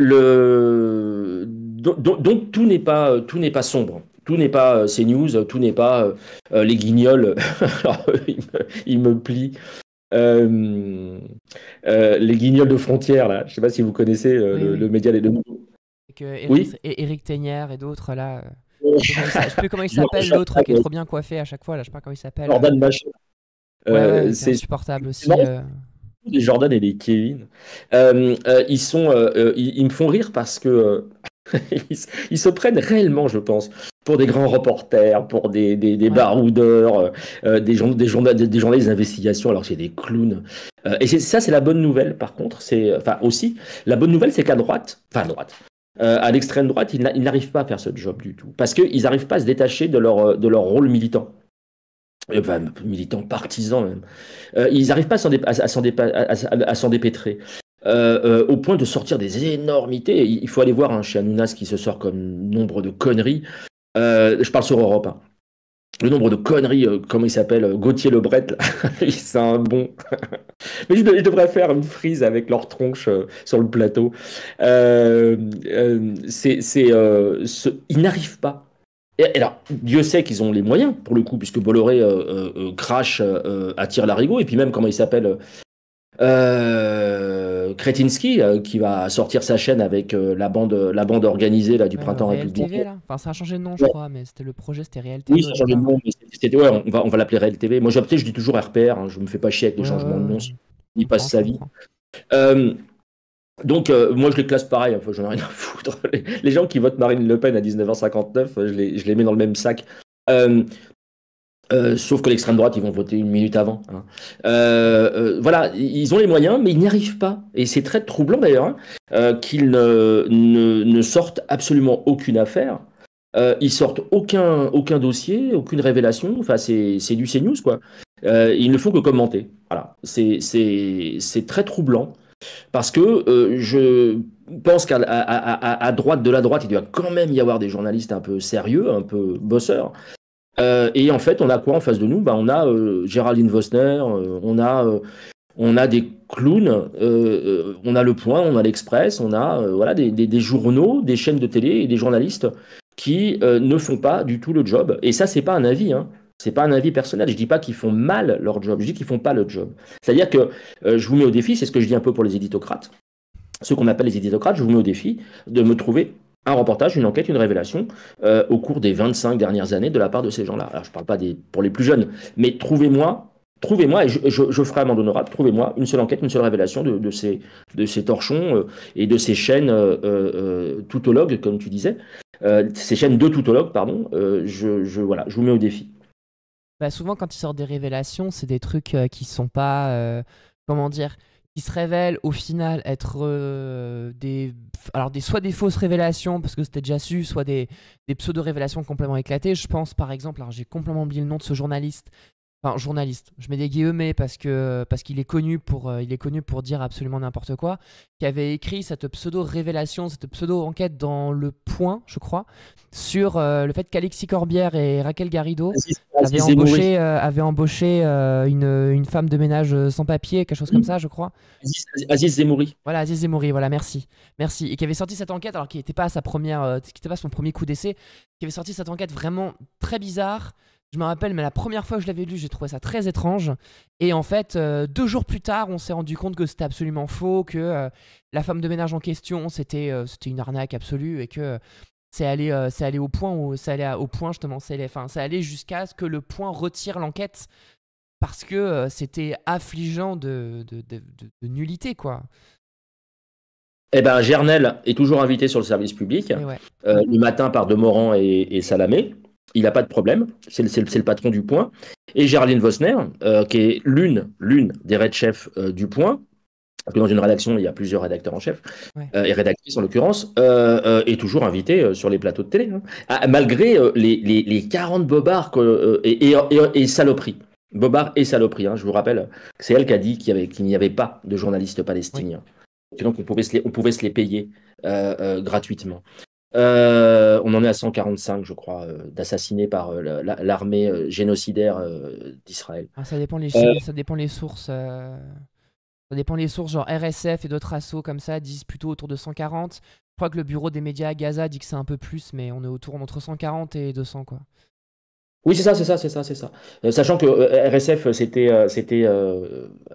avait, entre guillemets, présenté des excuses, hein, parce qu'ils avaient quantifié, j'aime pas ce mot-là, mais bon, ils avaient donné un nombre de très très faible de journalistes morts dans le monde, qui était quasiment inférieur à ceux de Gaza, Mm. parce qu'ils estimaient qu'un journaliste, dont j'avais eu en ligne longuement, longuement là-dessus, ils avaient expliqué qu'ils ne comptaient que les journalistes morts dans l'exercice de leur fonction. Alors qu'en fait, on sait très bien qu'un journaliste, il est journaliste H24, et Ouais. que quand il se fait dézinguer, je veux dire, si on ne peut pas savoir s'il est en train d'écrire quelque chose chez lui à 22 heures, comme c'est le cas pour moi, ou si il est en train de se reposer, de jouer avec ses enfants. Ça n'a aucun sens. Donc on est à 100, voilà. Donc Vosner est capable de sortir ce genre de saloperie. Et puis je rappelle que euh, c'était ma correction d'ailleurs. J'avais confondu Manuel Bompard avec David Guiraud. David Guiraud l'avait sommé de donner le nom des cadres socialistes qui lui auraient dit on n'appliquera pas de toute façon, on n'appliquera pas le programme du nouveau Front Populaire. Elle était incapable, elle a bafouillé. Elle s'est retrouvée comme une cruche parce qu'elle a dit bah, je vous donnerai les noms. Bah non, tu donnes les noms tout de suite si tu les as. Ah ouais. Et si c'est vrai. Et donc elle avait bafouillé parce que Guiraud disait donnez-moi les noms, donnez-moi les noms, donnez-moi les noms, donnez vos sources. Et en fait, elle était incapable de le faire parce que c'était un bobard, évidemment, c'était un mensonge. Donc elle ment de manière régulière, Ouais. récurrente. On la gaule à chaque fois, mais chaque fois elle est réinvitée. Donc il y a vraiment une prime à la casserole. Et Aziz Zemouri a été le lampiste qui a été viré du Point, mais n'empêche que c'est ça. Vous savez, quand on publie un article, évidemment, et à la télé, à part les directs, où il peut se passer un truc de barjot, évidemment, mais parce que c'est le direct. Mais il y a une chaîne de production et la chaîne de production fait qu'on valide. Un peu, c'est je reviens à l'affaire du Bordeaux de France Info avec les 200 otages palestiniens. Il y a une chaîne. Et la chaîne, elle fait que, et c'est la règle en journalisme, s'il y a une connerie ou un truc qui va pas, c'est au patron de payer, pas aux salariés, uniquement aux salariés de payer. C'est le patron qui doit rendre des comptes, il est payé pour ça. Et surtout que c'est Et ça lui dépend. qui est responsable aussi pénalement en cas de Eh problème, non, quoi. non, mais ce qui est normal. Oui, tout Ah à ouais. fait. Mais Alors, ouais. tu me redis pour le chat s'il y a des choses, des questions. Ouais, mais je suis un peu en train de regarder sur le chat. Alors, il y a beaucoup de remarques hein, pour l'instant. Par exemple, Tignas qui dit pour moi, ça devrait vraiment être sanctionné plus efficacement, les mensonges. Je suis vraiment pas contre l'erreur, etc. Mais au bout d'un moment, si le boulanger ne vend jamais de pain, on lui dit de changer son enseigne. C'est une belle analogie. Bah, ça c'est le débat. Alors j'aimerais bien avoir votre avis là-dessus d'ailleurs. C'est le débat récurrent au sein de la profession, ce qui est l'inverse de ce qui se passe en Belgique, qui est un exemple pour moi. C'est-à-dire que en France, la carte de presse, je le redis, je l'ai déjà dit, mais je le redis, la carte de presse n'est soumise à aucune règle déontologique ni éthique. Aucune.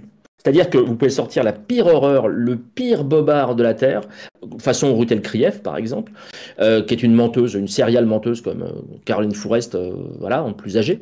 Elle aura sa carte de presse l'année suivante si 51% de ses revenus proviennent d'un organe de presse reconnu par la profession. Voilà, donc avec un numéro de commission paritaire.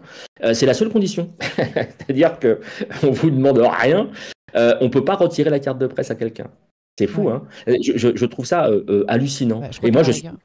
Pardon, vas-y. Pardon? Pardon, vas-y. Non, j'allais dire, je crois qu'à la rigueur, ce qui peut se passer, c'est qu'on peut décider de ne pas la renouveler, parce que je crois qu'il faut que faut que tu fasses Tu une la demande renouvelles? de renouvellement, je crois. Un truc. Oui, mais non, le renouvellement, c'est automatique. C'est-à-dire que Ok. le renouvellement, tu vas envoyer tes fiches de paye de toute l'année.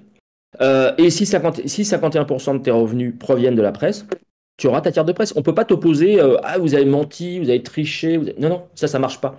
Et donc, c'est pour ça que vous avez des menteurs compulsifs à longueur d'antenne, à longueur d'onde, et qui seront toujours là parce que bah, ça fait du buzz, parce que voilà, mais que ça attire de l'audimat.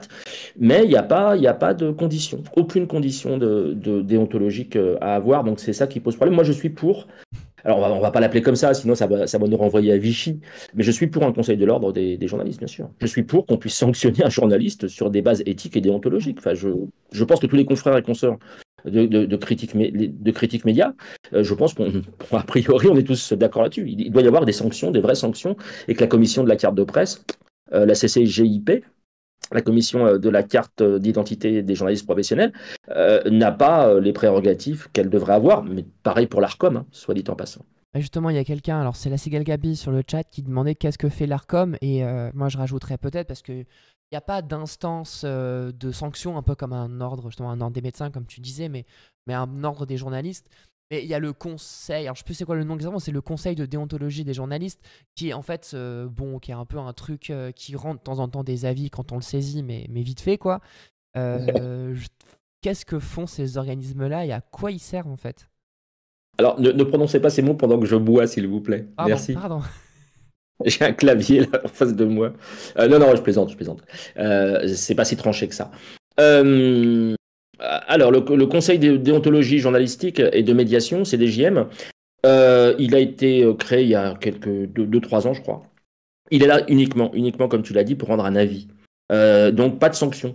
Ils estiment que l'avis peut servir un peu comme un truc opposable, vous voyez? C'est-à-dire que on peut le mettre sous le nez après des gens, mais enfin, sauf qu'ils en ont rien à foutre. Strictement rien à foutre. D'ailleurs, la plupart des journalistes ne répondent pas aux demandes du CDJM, qui sont mis en difficulté. Simplement, on peut se prévaloir. Alors, moi, j'avoue que je suis assez content, ça m'est arrivé à quelques reprises, dans le fameux préambule de mon émission, ça m'est arrivé à quelques reprises de prendre les décisions du CDJM pour dire bah l'histoire nous a donné raison. Voilà, Rachel Kahn, par exemple, ou Caroline Fourest a dit de la merde. Alors c'est toujours bien, mais sauf qu'ils en ont rien à foutre, ils sont toujours là. Ouais. Donc il y a pas les sanctions n'existent pas. Quant à l'Arcom, il suffit de voir par qui sont nommés les membres de l'Arcom, hein, vraiment, très Mm. simplement, pour comprendre ce qui se passe, pour comprendre où est le malaise. L'Arcom, c'est, si mes souvenirs sont bons, c'est le président de la République, le président du Sénat, je crois, ou Et de du l'Assemblée conseil nationale, constitutionnel, je crois. et le Conseil constitutionnel. Voilà. Enfin, vraiment, je ne veux pas faire complotiste, hein, mais par nature, si vous voulez, c'est comme si vous nommiez, je ne sais pas, le patron de, de Total Énergie ou de Total tout court, je ne sais pas, moi, à la biodiversité ou à la protection de la biodiversité. Par nature, ces gens-là ne vont pas attaquer le pouvoir, Ou, bien ou, évidemment. ou alors c'est. Pardon, vas-y. Et là où on aura envie on aurait envie d'envoyer un chroniqueur de TPMP sur le front de l'Est, pour parler sobrement, eux mettent en garde, Ouais. qu'on en a à foutre. Enfin, et les centaines de milliers, enfin même les millions d'euros qu'a payé Bolloré, ça n'a rien changé. Au contraire, j'ai envie de dire, au contraire. Ça s'est radicalisé. Donc voilà, ça ne sert à rien et j'espère. Et merci Émeric Caron de faire le job à notre place, enfin à notre place, de faire le job Politique. à l'Assemblée nationale face à ces problèmes démocratiques que sont l'Arcom, effectivement, notamment, et accessoirement le CDJM, même si c'est dans une autre Ouais, mesure. ouais. Mais moi, t'en as parlé tout à l'heure. Moi, du coup, il y a un truc qui m'avait assez marqué.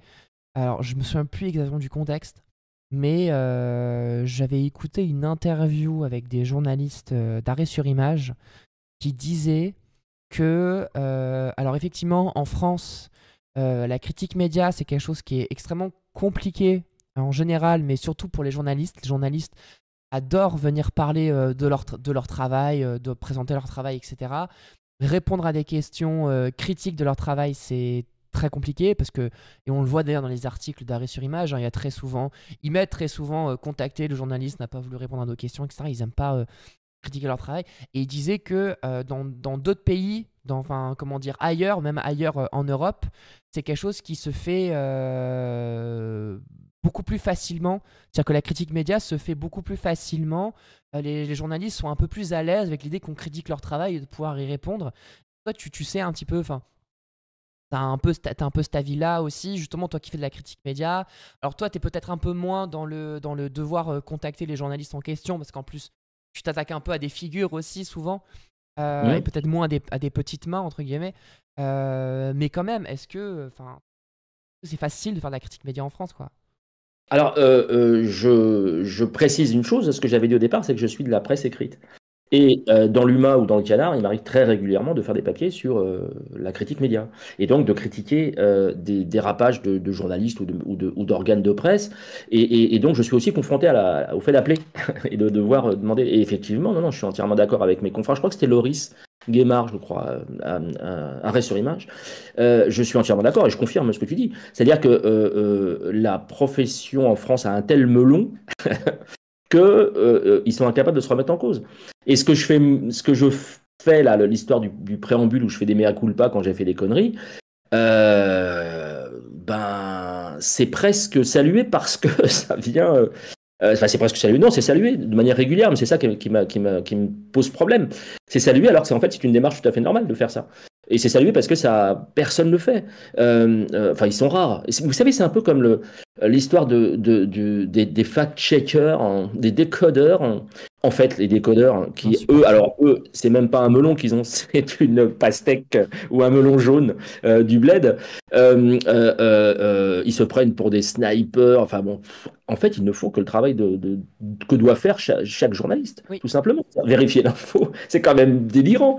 C'est-à-dire qu'on est dans un monde, une espèce de monde parallèle, où en fait, quand on fait son boulot correctement, on passe pour des super-héros du journalisme. Alors, c'est pas ça. Et inversement, quand on fait de la merde, il n'y a pas de compte à rendre. Et les mecs qui se prennent tellement pour des cadors qu'ils n'ont aucun compte à rendre, voire même ils le prennent très mal. J'ai eu des paplards dans des journaux, notamment un journal local, parce que moi, j'habite pas Paris, hein. Je suis dans le Loiret, et le journal local avait carrément fait un papier sur moi pour se plaindre du fait que je pointais leur dérive. Euh, et signé par le rédacteur en chef de l'époque. Oh, tiens, je vais le balancer. C'est Denis Léger, il s'appelait. Denis Léger, qui porte bien son nom, et le journal s'appelle La République du Centre. Et ils sont incapables. Et quand moi, je passe également sur Radio Campus, dans l'émission d'Hassan Kérim, le mardi soir, pour une chronique un peu similaire à celle du média. Et quand j'ose critiquer la République du Centre, ils appellent Radio Campus pour les engueuler, pour leur dire qu'ils sont mécontents, que c'est pas normal, que gna gna gna. Ils ne pensent pas au fond. Vous voyez, genre, est-ce que c'est vrai ou c'est pas vrai ce que j'ai dit? Ben si, puisqu'on apporte la preuve évidemment. On lit des extraits d'articles qui posent des gros problèmes, et après, mais même y compris après, ils vont présenter leurs excuses, hein. Mais sur le coup, ils sont incapables de reconnaître ça. Et là, la dernière fois, par exemple, c'était pour le 1er avril, je crois. Enfin, il y a eu d'autres choses entre-temps, mais le 1er avril, ils ont pris un poisson d'avril comme une véritable information sur les Jeux Olympiques, c'était. Ils la publient. Alors, ils la publient sur Internet. Et puis, il y a plein de gens qui vont poster sur Facebook des messages en disant attention, c'est un poisson d'avril, attention, attention, attention. Et ben, bam, le lundi matin ou le dimanche, ça apparaît dans les colonnes comme une révélation, une information, un scoop. Waouh, quoi, les mecs. Et après, ils présentent leurs excuses, mais c'est trop tard. Il faut savoir accepter tout de suite et comprendre tout de suite la critique et se remettre en question et se poser les questions, les bonnes questions au bon moment. Et quand on fait des erreurs, on doit les corriger soi-même. C'est un fait déontologique de base. Et peut-être justement, tu parlais tout à l'heure d'avoir une sorte de vrai ordre des journalistes, sans forcément en revenir peut-être sans forcément en revenir à une forme d'ORTF plus générale, quoi. Mais comment t'imagines justement une manière de sortir de ce corporatisme s'il faut en sortir? Est-ce qu'il faut sortir du corporatisme journalistique? Et pour aussi, je te pose un peu la question en même temps de parce que voilà, parce que je trouve que ça rejoint un petit peu sur les sanctions financières quand elles ne fonctionnent pas. Comment pourrait-on sanctionner médiatiquement, massivement, vu qu'il me semble que c'est le seul levier qui importe dans l'espace public? C'est la question de parce que voilà, si tu veux y répondre aussi. Bah, suspendre, tout simplement. Suspendre soit la parution, soit comment, la chaîne, et puis faire un système de permis à points. Alors, je réfléchis en même temps que je te parle, enfin que je Ouais, vous ouais, parle. ouais. Un permis à points, tout simplement. C'est-à-dire que CNews, s'il y avait un permis à points, ne pourrait pas conserver sa chaîne TNT, par exemple, son canal TNT. Permis à points, c'est-à-dire que dès qu'il y a une sanction judiciaire, financière, bah, tu retires un point, quoi. Bah, Ouais. comme le permis. Sinon, ça s'appelle l'impunité. C'est simple, hein, c'est clair, net et précis, ça s'appelle l'impunité, c'est ce qui se passe actuellement. Euh, euh, donc voilà, moi je verrais une instance indépendante, évidemment, indépendante mais professionnelle. C'est-à-dire qui connaissent le fonctionnement des médias, qui connaissent les questions de déontologie, les questions d'éthique. Ça se trouve hein, assez facilement, mais qui puissent, des gens, je sais pas, il pourrait y avoir des gens d'Acrimed, je sais pas, d'arrêt sur. Bah oui, des gens de la critique média, ce sera l'idéal, mais qu'on puisse juger sainement et sereinement ce qui relève d'une violation des règles déontologiques et éthiques de base et ce qui relève de l'erreur. C'est la grande. Alors, je crois que tout à l'heure, j'ai lu ça, ou j'ai entendu ça. Euh, je fais toujours la différenciation entre erreur et faute. Les erreurs, on en commet tous, dans tous nos métiers. Le boulanger peut faire une mauvaise baguette, pour reprendre l'exemple de tout à l'heure. Par contre, il n'a pas le droit de faire sciemment de la merde. Donc, c'est ce que me disaient les Sleeping Giants, que je rapportais dans un papier pour l'UMA, je crois, on a le droit à l'erreur, mais quand l'erreur ou les erreurs deviennent une ligne éditoriale, là, ça pose problème. Et c'est le cas de Valeurs médiévales, Valeurs actuelles, c'est le cas de CNews, c'est le cas d'E24 News. Leur ligne éditoriale, c'est de la fake news, c'est du mensonge, c'est de la manipulation de l'information, de la manipulation des sondages, sondages entre guillemets, c'est du racisme, c'est tout ça en même temps. Et ça constitue leur ligne éditoriale. Eux devraient, n'avoir aucune aide directe ou indirecte, parce que vous savez, les journaux, ils ont des aides soit financières directes, soit indirectes, avec notamment le port, avec des avantages postaux. Voilà, je serais vraiment sans pitié par rapport à ça, parce que ça a un poids très très lourd. Ça distille dans les cerveaux lents, les cerveaux fragiles, ça distille des choses qui peuvent mener à l'acte, ça mène parfois à l'acte. Je pense à des femmes à qui on arrache le voile dans la rue, par exemple, à des choses qui touchent à la transphobie, qui touchent y compris à la grossophobie quand on fait des blagues stupides, ou des choses qui avaient été dites. Alors, je sais plus si c'était sur l'une des traductrices qui était un peu forte là à l'Assemblée nationale, je crois. Voilà, quand on tient ces propos-là, ça a des conséquences au bout d'un moment, et je trouve ça extrêmement violent. Il y a quelqu'un sur le chat, Lady CC, qui dit ils sont dignes de Radio Mille Collines. Et c'est vrai que c'est un peu l'impression que j'avais. Je sais pas si tu as vu, parce que c'est très très récent, l'interview hier soir de Bruno Retailleau, un peu face aux Français, sur LCI. Nous, on l'a regardé en direct ici et ça rejoint un petit peu ce que tu dis parce que pour moi, quand j'ai vu cette émission, c'était un pur exercice de propagande. Un clip de campagne de 2 heures pour Bruno Retailleau. Où Mhm. d'ailleurs, il y avait même des fois cet effet-là où il se permettait de regarder la caméra un peu yeux dans les yeux, à dire des choses extrêmement graves. Et David Pujadas Ah, qui c'était faisait du David Pujadas. Pujadas, quoi, voilà, qui ne répondait pas et qui laissait parler un peu comme un scoop Bruno Retailleau. Et typiquement, ce que tu disais, par exemple, sur les conséquences, moi, ça me faisait penser à ça. C'est que dans cette interview, en fait, c'était presque une parodie au début. C'est David Pujadas introduisait l'interview en disant on va parler d'immigration, du voile et de la sécurité. Enfin, moi, ça m'a fait un peu penser, ça m'a fait un peu penser à ouais, un sketch quoi.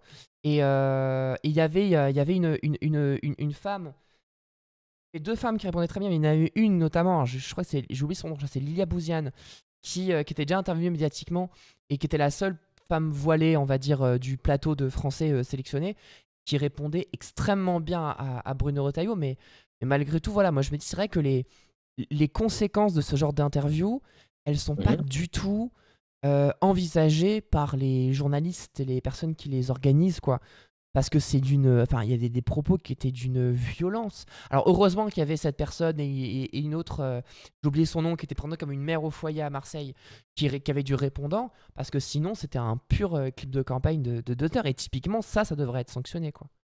Et j'ai une question à te poser. Est-ce que on parle bien de la même chose? Est-ce que tu peux aller voir tes DM sur Ouais. Twitter, s'il te plaît? Est-ce qu'on parle de la même émission? Parce que moi, j'y ai vu, comment il s'appelle?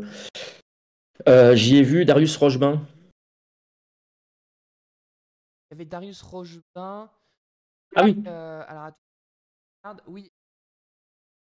J'ai pas regardé la fin, je pense que Darius Rochebain était sur la fin de l'émission. Mais c'est la c'était fin de celle-là, l'émission. effectivement. Alors, c'était la fin de l'émission. En fait, moi, j'avoue, j'ai regardé l'émission avec Pujadas et Bruno Retailleau.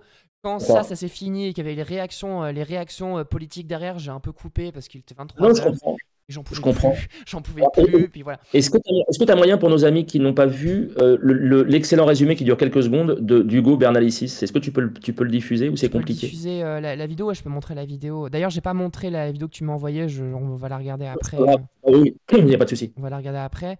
Je la montre. Alors, toi, tu pourras. Ça dure 4 minutes par contre. Ah non, non, non, non, non, non, non. Ah, ok, C'est celle d'en d'accord. haut. Celle Celle d'en haut d'en haut. que t'as mis toi. Ok. Sur ce Ouais, sentiment. Ok, 34 secondes. Bon, tu pourras pas l'entendre, mais de toute façon, tu pas l'as grave. déjà vu. Je vais juste changer de scène et montrer ça. C'est un Hop. bon résumé. Ok, bah c'est vrai que j'ai pas regardé. En fait, surtout quand j'ai vu que la première personne qui était interviewée, c'était Laure Lavalette. Ah Hum, bon, ok, d'accord. Vous vous invitez savez pas. Rotaillot, puis le RN. J'étais genre stop, c'est trop pour moi. Attends, je vais juste montrer l'extrait, puis après, je te ferai Ouais. réagir. Sur ce sentiment qu'ont certains qu'il y a une forme d'intolérance, d'ailleurs dans les deux sens, mais dans ce sens-là aussi, grandissante. Sur ce sentiment qu'ont certains qu'il y a une forme d'intolérance, d'ailleurs dans les deux sens, mais dans ce sens-là aussi, grandissante. Merci de m'inviter en tout cas sur CNews ce soir. C'est avec grand plaisir que j'interviens sur votre plateau.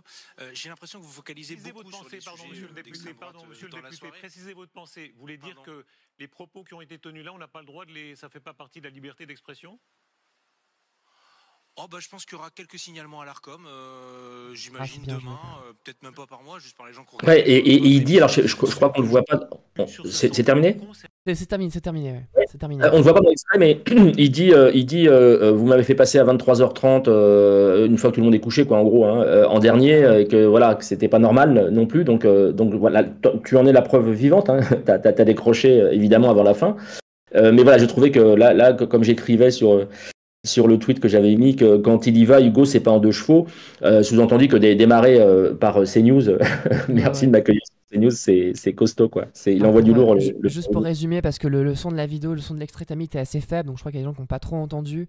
En gros, ce qu'il dit, c'est Gouban Alexis qui est invité à la fin pour réagir et qui dit merci de m'inviter sur CNews parce que je pense qu'il y a des propos qui seront signalés, même pas par moi, mais qui seront signalés à l'Arcom, qui sont inadmissibles.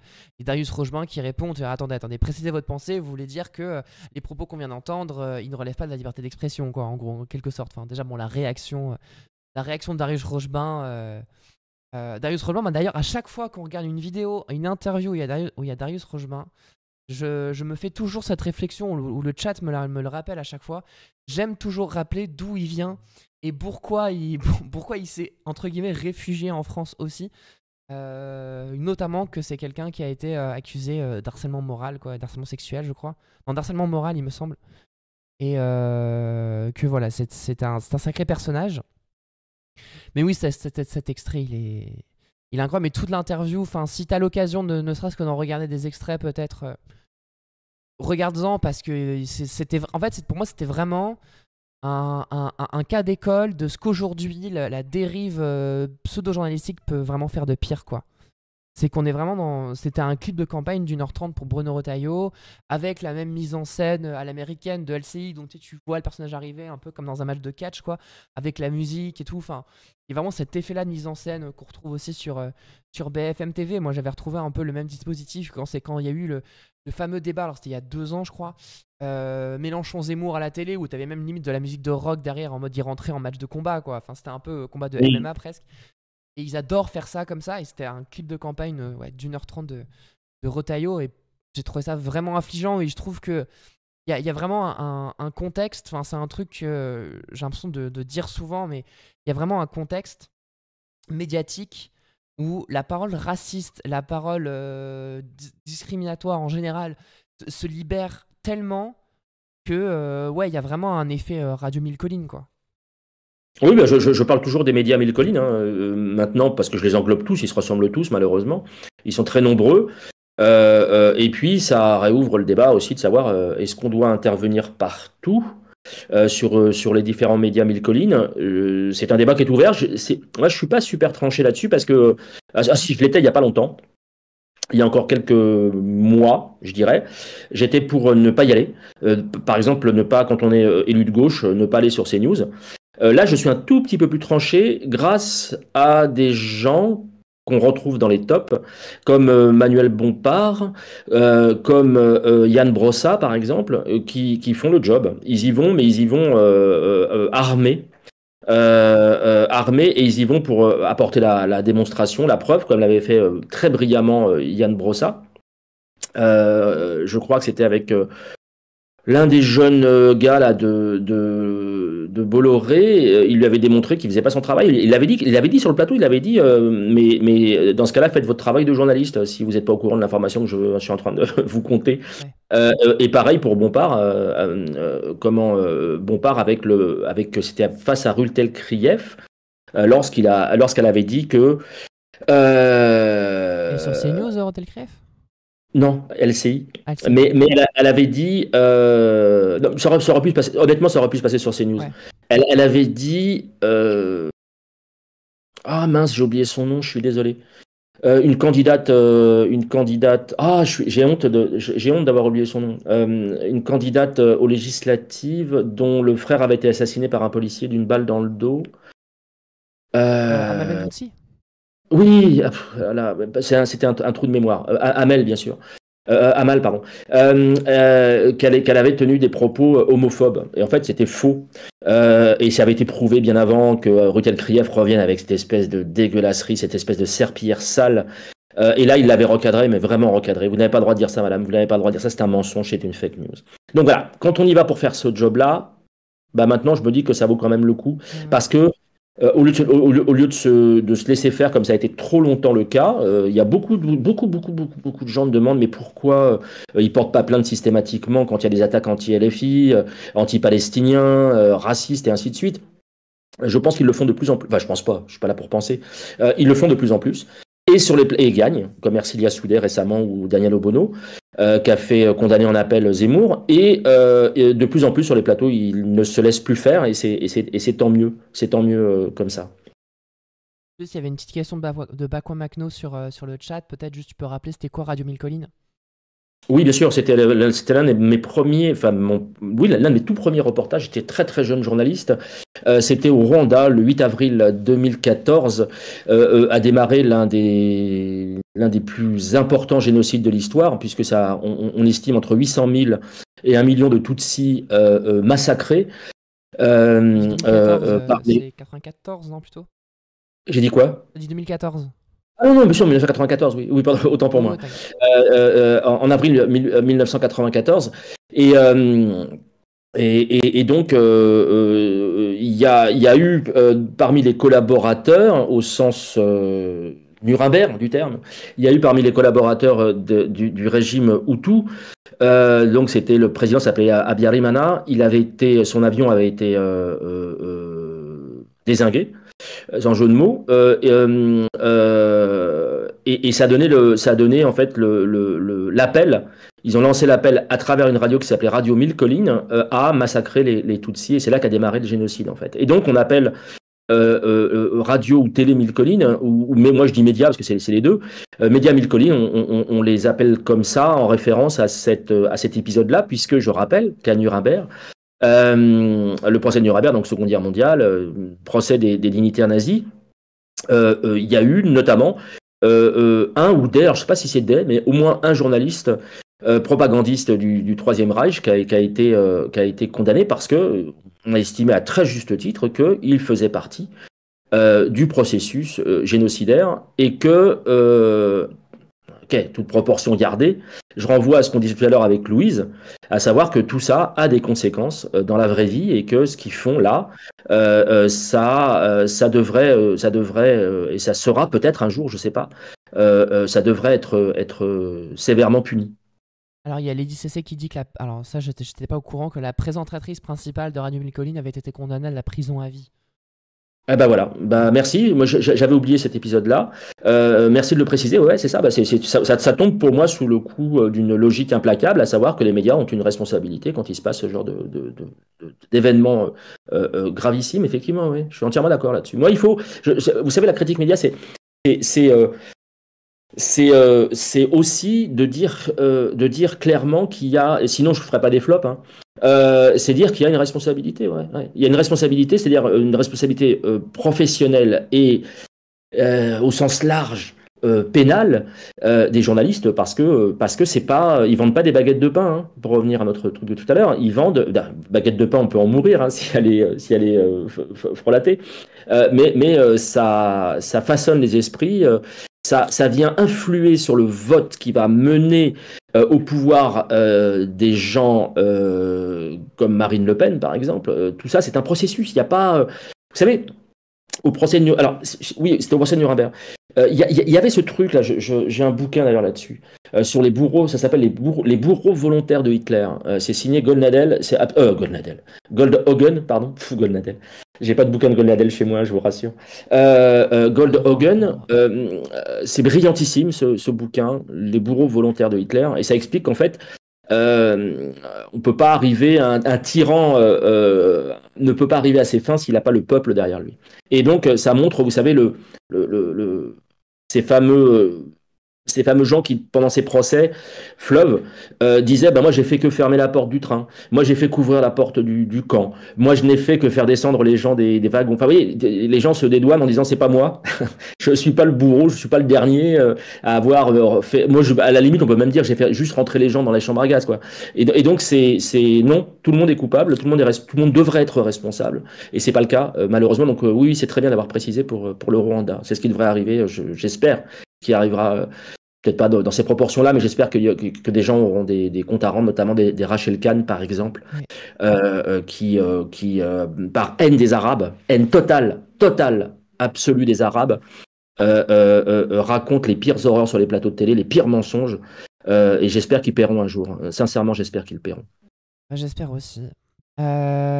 Donc tu as dit que tu devais partir vers midi, je crois, donc il reste... Je suis désolé, c'est vraiment un rendez-vous, mais vous savez, on peut le refaire quand vous voulez, parce que là, c'est vrai que ouais, là je suis venu, parce que la première fois, c'était avec Shelex.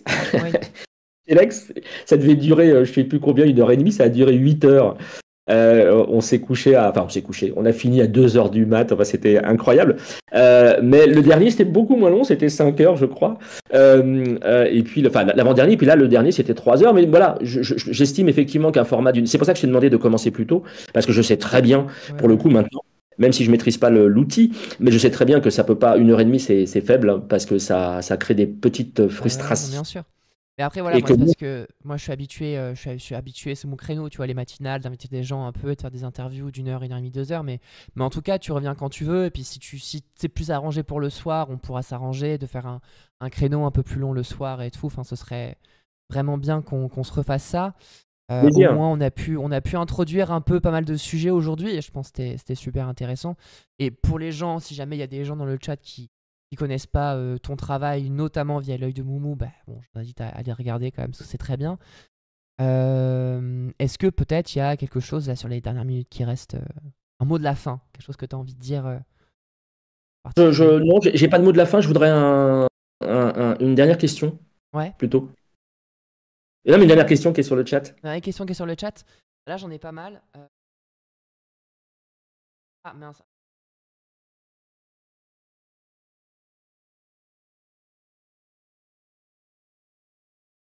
Dernière question de la fin que je peux essayer de trouver. Une question, on remarque, hein. Je regarde, hein.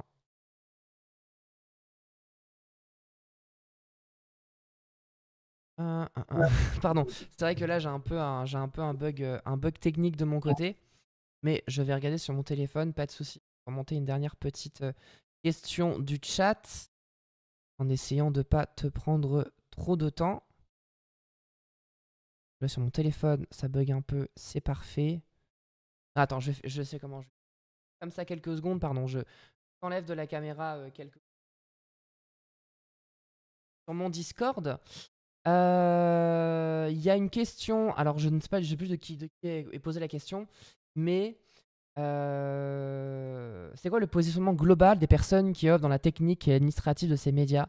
Dans quel état sont les organes syndicaux qui luttent? Enfin, s'il y en a encore, évidemment. Question de je ne sais plus qui sur le chat. Alors, j'ai pas compris la position. En gros, est-ce que, enfin, face au mensonge médiatique général, on va dire, qui sont est-ce que les gens est-ce que tu sais si les gens en interne, notamment au niveau de l'administratif et de la technique, luttent, les organes syndicales, c'est quoi le poids des organes syndicales aujourd'hui? Est-ce qu'il y a il y a un mouvement des journalistes aussi qui essaie de s'opposer à ça, global, contre le mensonge généralisé, quoi? Oui, alors on trouve ça. Alors, dans les syndicats, je crois que le premier syndicat du Figaro, c'est la CGT. Ce qui ne veut pas dire qu'il y a beaucoup de syndiqués. Mais enfin, si j'en crois un post de Sophie Binet avec une photo, je crois que ils ont fait un score assez surprenant. Les journalistes sont plutôt à gauche. Et se regroupent dans ce qu'on appelle les sociétés des journalistes. Alors, il y a à boire et à manger dans les sociétés des journalistes parce que, d'abord, ça ne regroupe pas tous les journalistes qui le souhaitent adhèrent. Et quand vraiment ça va trop loin, il y a généralement un communiqué de la SDJ. Alors, ça peut être Radio France, ça peut être Le Figaro, Le Parisien et ainsi de suite. Quand il y a des gros bobards, alors je crois par exemple qu'il y avait eu un communiqué quand le Parisien s'était fait avoir sur un couple qui avait acheté une baraque occupée et qui avait fait croire que c'était des squatteurs alors que les gens y habitaient, il y a évidemment des Arabes, hein, sinon c'est pas drôle, y habitaient régulièrement.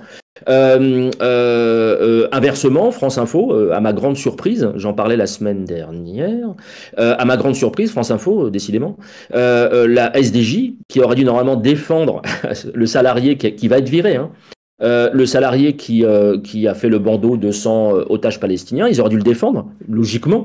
Et à ma grande surprise, ils ont fait un communiqué pour défendre la direction. Je veux dire, c'est incroyable.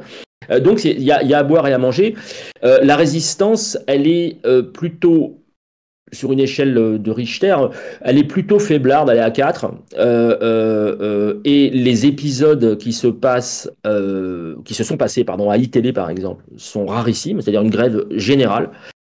À l'exception de Laurence Ferrari, une grève générale quand Bolloré a racheté iTélé et en a fait CNews. Et puis, l'arrivée, il y a eu l'épisode de l'arrivée de Morandini.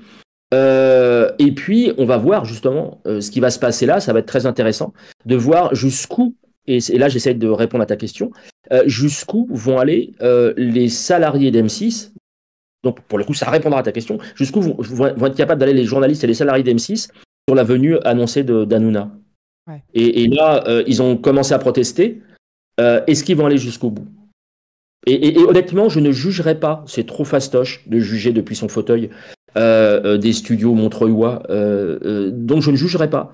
Parce que il faut un certain courage. Il y a des traites, il y a des gens qui doivent se nourrir un peu quand même. Et de faire grève et de quitter la boîte par protestation, je leur demande même pas ça. Je ne suis pas habilité à le faire. Mais on va suivre ça et puis on en reparlera, si vous le voulez bien, très prochainement. Ouais, carrément. Ouais. Je pense qu'on va suivre ça aussi, nous, de notre côté.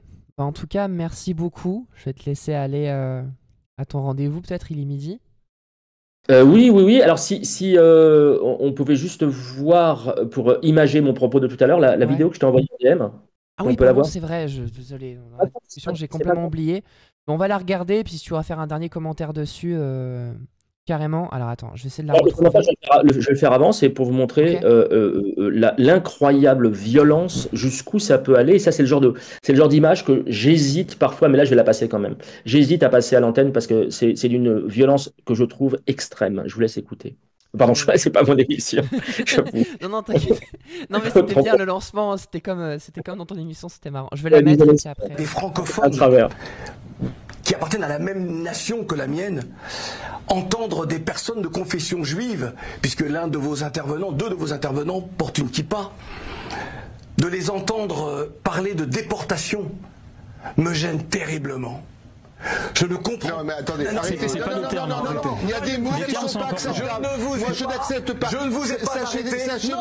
Sachez monsieur que le terme de déportation, chez nous, ça Attention. a un ressenti Attention au terme, particulier. quand même. Ah, parce que vous considérez qu'Auschwitz c'est la même chose. Les Africains n'ont pas été déportés. Vous considérez qu'Auschwitz. Les Africains n'ont pas été déportés. Non monsieur, la déportation, non monsieur. Allez, je me casse. Eh bien cassez-vous parce que c'est raciste. Vous parlez de déportation. Vous savez. Auschwitz, ça vous dit quelque chose? Auschwitz, ça vous dit quelque chose? Ah oui, les Noirs ont été massacrés, 6 millions de morts, c'est vous? Pardon, les Africains. 6 millions de morts, Allez, allez. millions de gens. Ah oui, qui ont été dans les camps reste calme, messieurs, s'il de vous plaît. concentration. Ah, c'est impressionnant. C'est impressionnant. Impressionnant, ouais. J'avais pas vu cette vidéo. C'est très violent, ouais. Ouais, c'est excessivement violent et c'est comme ça H24 dans cette émission pourrave d'exterminateurs qui dénient aux esclaves, enfin aux Africains devenus esclaves le fait d'avoir été déportés. Mais qu'est-ce qu'il t'emploie quoi comme terme? Je veux dire, à la limite, on peut dire qu'ils n'ont pas payé leur billet, quoi. Ils ont bénéficié d'un voyage gratos. Enfin, c'est complètement. Ce serait pas pire de dire ça. Ouais. C'est extraordinaire. Et ça nourrit ce qu'on disait tout à l'heure, parce que c'est quelqu'un qui en parlait tout à l'heure sur le chat. Ça nourrit l'antisémitisme le plus virulent, je Tout à pense. fait. Tout à fait. Si Dieudonné, par exemple, tombe là-dessus, je pense ça va être du miel pour lui. Et ce sera normal. Mm. Ce sera normal, malheureusement. Ouais. Voilà, je vais devoir vous laisser. Bah, merci en tout cas. Merci beaucoup. Merci pour votre d'avoir accueil. Et été là puis, ce matin. la prochaine fois, je me mettrai dans mon bureau parce que j'ai un deuxième écran. J'ai un deuxième moniteur, ce sera plus facile pour regarder le chat que là. Et là, c'était un peu flou en plus.